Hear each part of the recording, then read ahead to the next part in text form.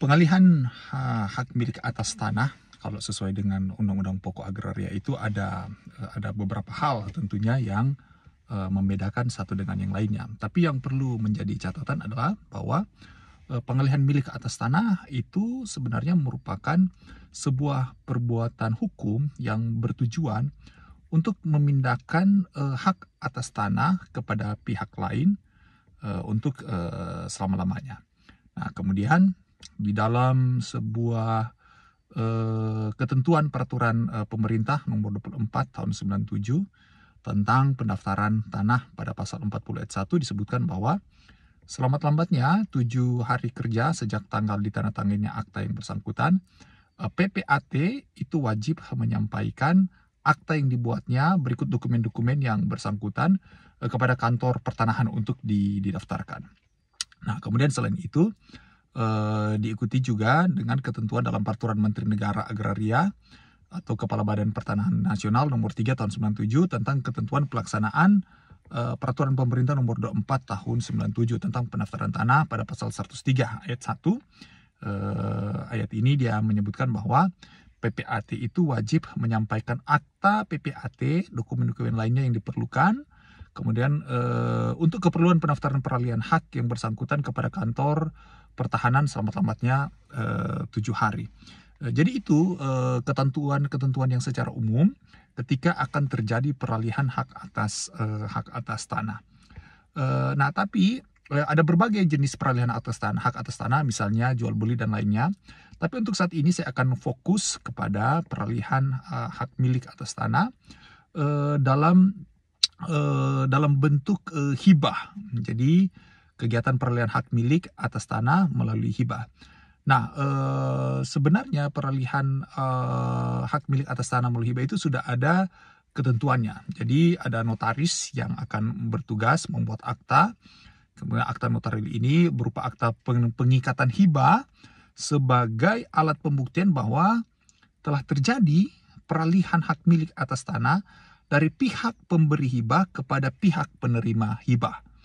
Nah, di dalam satu akta pengikatan hibah tidak ada peraturan khusus yang mengatur mengenai kelanjutan dari pendaftaran objek tanah yang telah dihibahkan tersebut kepada badan yang berwajib, yaitu kepada Kepala Badan Pertanahan.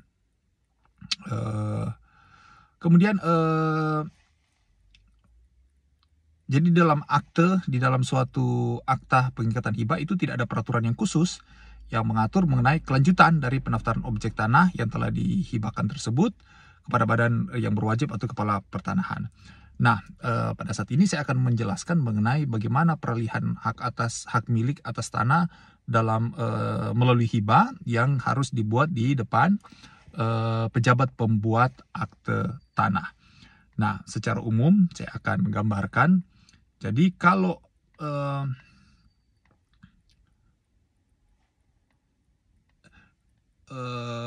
memberikan hibah itu sudah ada aturannya. Jadi kalau menurut pasal 1666 KUH Perdata, jadi pengibahan itu secara definisi, pengibahan adalah suatu persetujuan dengan mana seorang pengibah menyerahkan suatu barang secara cuma-cuma tanpa dapat menariknya kembali untuk kepentingan seseorang yang menerima penyerahan barang itu. Nah, jadi hibah tanah itu merupakan pemberian seorang kepada orang lain dengan tidak ada penggantian apapun dan dilakukan secara sukarela, dan ini tidak ada kontraprestasi dari pihak penerima pemberian, dan pemberian itu dilangsungkan pada saat si pemberi masih hidup tentunya. Nah, sebelum lahirnya ada PP nomor 24 tahun 97 tentang pendaftaran tanah, bagi mereka yang tunduk kepada KUH Perdata, surat hibah wasiat. Jadi surat hibah wasiat itu harus dibuat dalam bentuk tertulis dari notaris. Nah, surat hibah wasiat yang tidak dibuat oleh notaris itu tidak memiliki kekuatan hukum. Jadi kekuatan hukum akte hibah itu terletak pada fungsi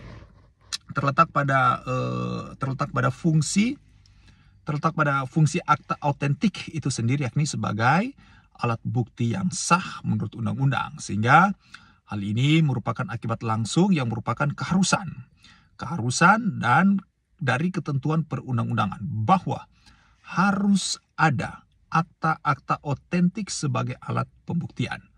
Jadi agar menjadi alat bukti yang sah, akta hibah harus dibuat dan ditandatangani oleh pejabat yang berwenang serta para pihak yang terkait di dalamnya. Nah, kemudian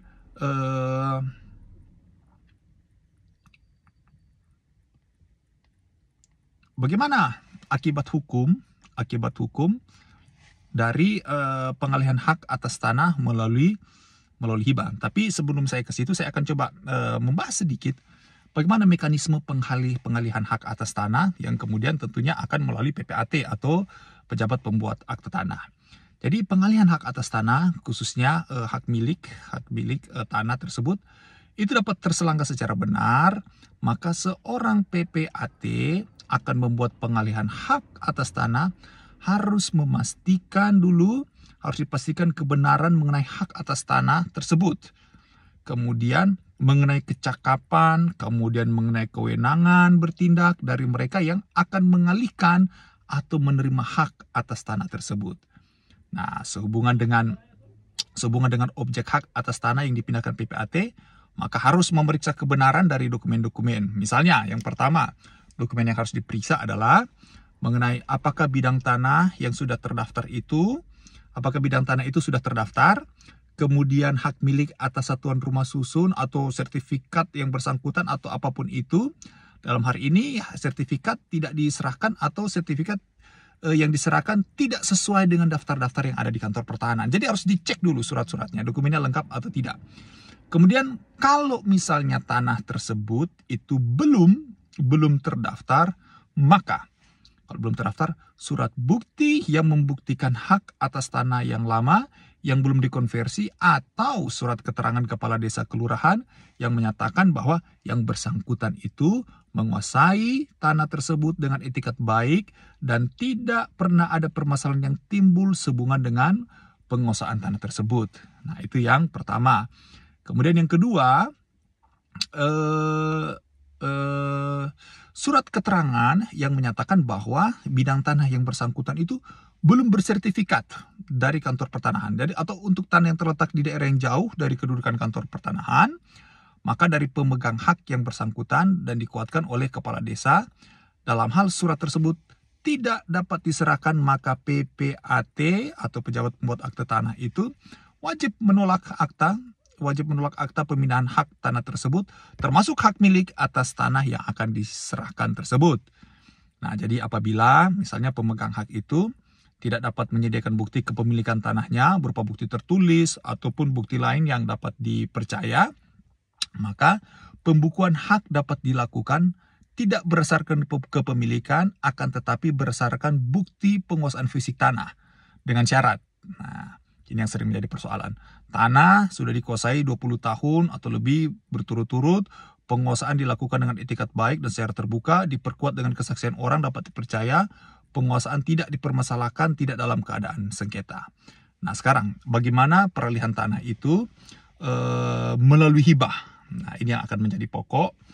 Melalui hibah sesuai dengan pasal 1666 KUH Perdata yang menyatakan bahwa pengibahan itu adalah menyerahkan suatu barang secara cuma-cuma tanpa menariknya kembali.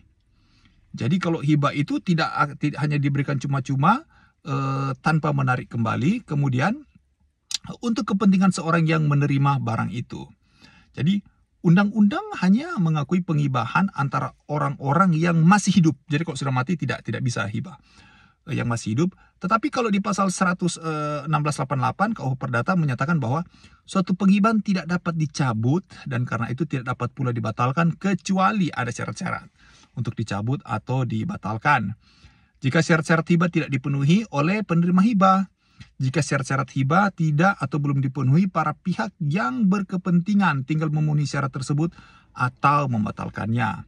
Contoh, untuk pemberian hibah di bawah tangan atau dengan surat yang ditandatangani oleh pemberi hibah tanpa disaksikan oleh pejabat yang berwenang.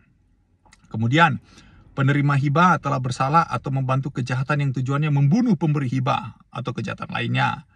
Kemudian penerima hibah menolak memberikan tunjangan nafkah kepada pemberi hibah setelah pemberi hibah tersebut jatuh miskin. Ini jadi ada yang sudah menjadi aturannya. Nah, tapi sebenarnya ketika melaksanakan pengalihan hak milik di PPAT, pejabat pembuat akte tanah, dalam konteks pemberian hibah, maka ada kelebihan dan kekurangan peralihan hak atas tanah itu melalui hibah.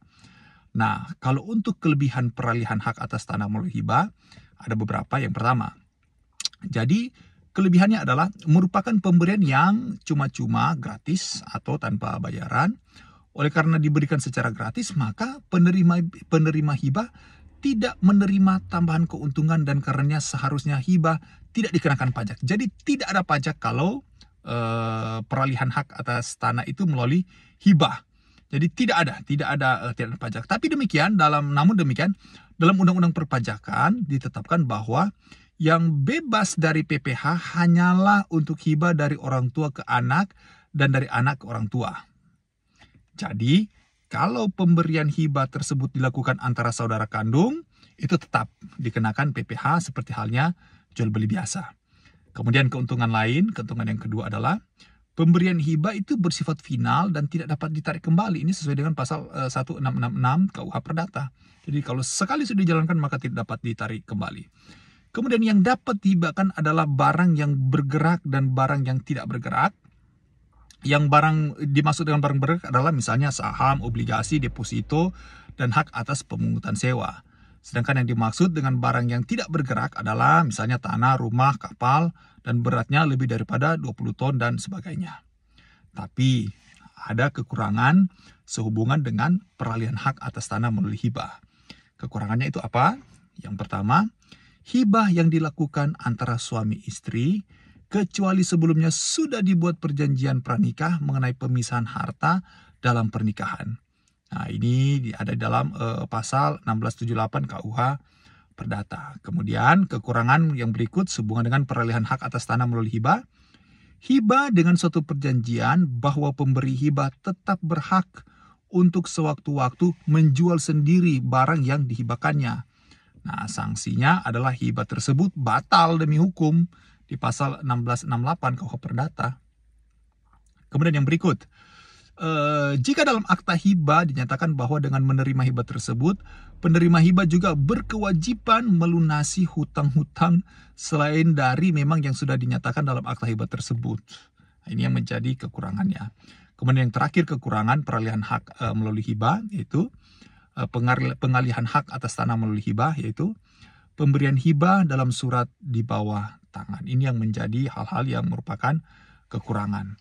Namun demikian, kalau bisa saya simpulkan mungkin begini, bahwa mekanisme peralihan hak atas tanah melalui hibah itu belum diatur secara khusus dan detail oleh peraturan perundang-undangan. Namun dapat dibuatnya sepanjang mengacu kepada pasal 1666 KUH Perdata, di mana hibah memenuhi unsur-unsur ada orang yang memberikan sesuatu dengan sukarela dalam keadaan masih hidup, ada orang menerima, dan ada objek yang diberikan, serta didaftarkan peralihan hak atas tanah tersebut berdasarkan akta hibah oleh PPAT ke BPN. Jadi dengan demikian, sebenarnya saran saya sehubungan dengan ini adalah bahwa hendaknya sebenarnya pemerintah itu melalui BPN memberikan sosialisasi kepada masyarakat mengenai bagaimana prosedur, mekanisme pendaftaran tanah dari awal hingga akhir, sehingga masyarakat tahu secara pasti mekanisme pendaftaran tanah oleh PPAT, khususnya ketika melakukan pemberian pengalihan hak atas tanah melalui hibah, supaya ada kepastian hukum, ada keadilan, dan ada kemanfaatannya di sana. Nah, jadi demikian kalau saya bisa jelaskan mengenai bagaimana peralihan hak atas tanah melalui PPAT, melalui pejabat pembuat akte tanah. Jadi akan dicek semua dokumen-dokumennya. Setelah dokumennya dicek, kemudian orang yang memberikan hibah dan yang menerima hibah akan dicek apakah dia sebagai subjek hukum itu dia layak. Kemudian kalau surat-surat hibah itu tidak lengkap, maka ada tadi aturan-aturannya bagaimana. Tapi memang yang menjadi persoalan sekarang, yang menjadi PR sampai sekarang adalah Aturnya tidak terlalu detail karena hanya berdasarkan pada undang-undang pada KUH Perdata, yaitu di pasal 16. Sehingga dengan demikian mungkin alangkah baiknya kalau peralihan hak atas tanah melalui hibah itu bisa diturunkan, bisa dibuat secara detail dalam aturan undang-undangnya tersendiri. Terima kasih.